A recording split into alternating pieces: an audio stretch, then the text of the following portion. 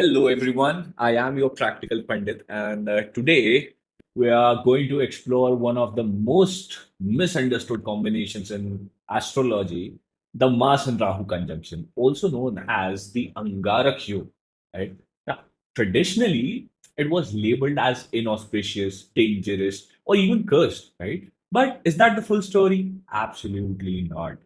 Like every other energy in life, this is also a combination which has purpose, but only if when you understand it or channel it properly.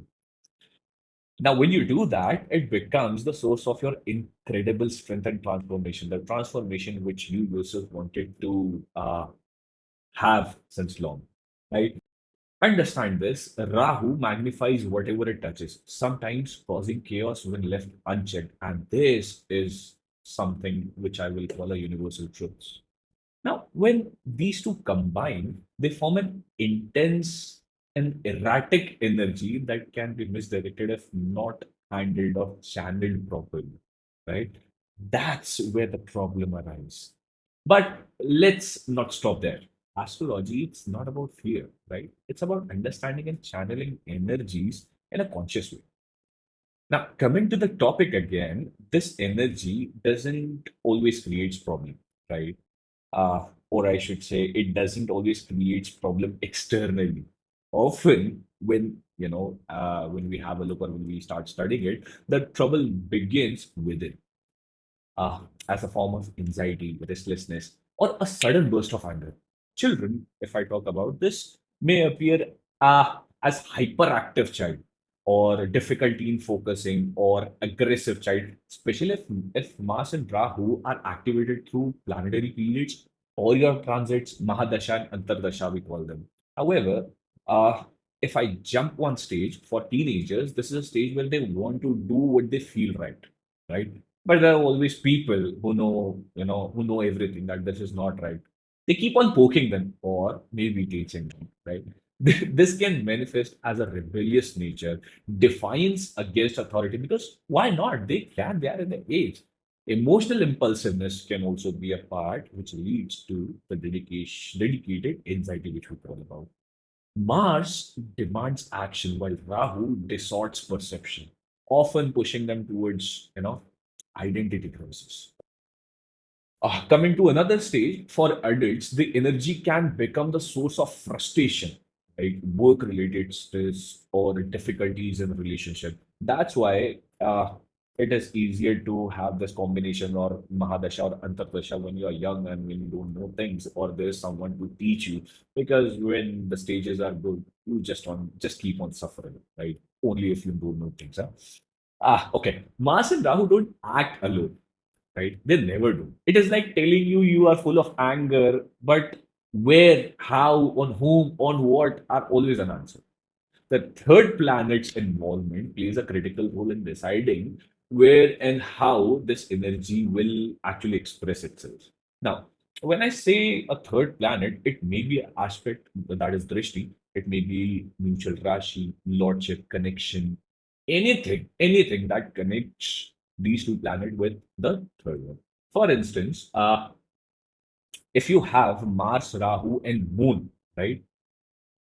I can say you are mentally unstable or you are an insomniac, right? You have racing thoughts and in severe cases, suicidal ideation. If Jupiter or Saturn doesn't support this combination, the mind can actually feel trapped in fear and despair. Because understand this, Mangal is what? Body. Rahu is what? Destruction. Moon is what? Your thoughts. Gives you what? Several bad thoughts of harming yourself in different manners, which is then again what? Suicidal tendencies, my friend. If I talk about work, now, which planet represents your work? Saturn.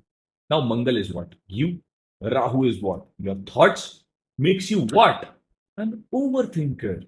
Now, when Mars, Rahu, and Saturn comes together, they give you a workplace anxiety, maybe chronic stress, and feeling of being judged or constantly watched after you yourself doing your work to the fullest. You think too much. Now, if I talk about Mercury, when Mangal and Rahu connects with Mercury, There's a certain age group where people are indulged into relationships, boyfriend, girlfriend, and God knows what now. But when I talk about that age, and when it goes the relationship, if I'm talking about goes other direction, we find them in not so good condition. Right now, what planet is responsible for it? Buddh, that is Mercury. Now, when you see a combination or connections of both with these two, you find a person with relationship instability, fear of betrayal, over communication, obsessive checking, and then at the end, emotional exhaustion. So, what's the real issue here? It's not evil or bad intentions, it's unchanneled energy.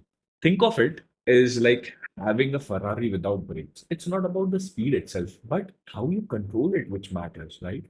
So, how how do you handle this energy? Physical exhaustion leads to mental calmness, and that's what we have all understood while growing up. For children, enrolling them into martial arts like taekwondo, karate, judo, muay thai allows them to express their energy constructively, right? This is also a universal truth that when the energy finds a healthy outlet, the behavioral issues reduce dramatically. It's important to note that Mars and Rahu doesn't only act when share a house. Hmm, Not necessary. Even if they are in a trine, that is first, fifth, and ninth house from each other, or in second or 12th house from each other, their connection can still create similar effects. Underline this thing. It is not necessary to have them setting in the same house. No. Now, if aligned, Mars Rahu can lead to career in fitness or fitness modeling, military, obviously, or security roles, right? Now, why I'm talking about these roles? Because it is a place where discipline and physical expression are kept as a central power, what you want, right? This is what I call a karma alignment.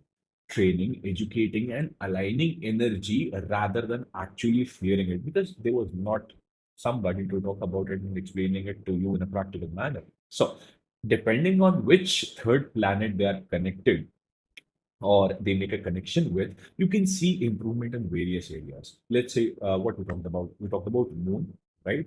So if you do this, and if they're conjuncted with moon, emotional balance and calmer thoughts can be seen through weightlifting or mindful practices.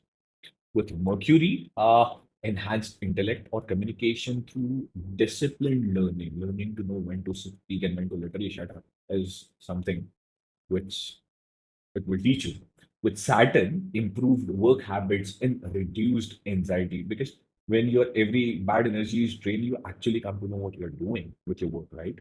Now, every fire, when aligned with a purpose, stops burning and starts building, and that's a psychological truth.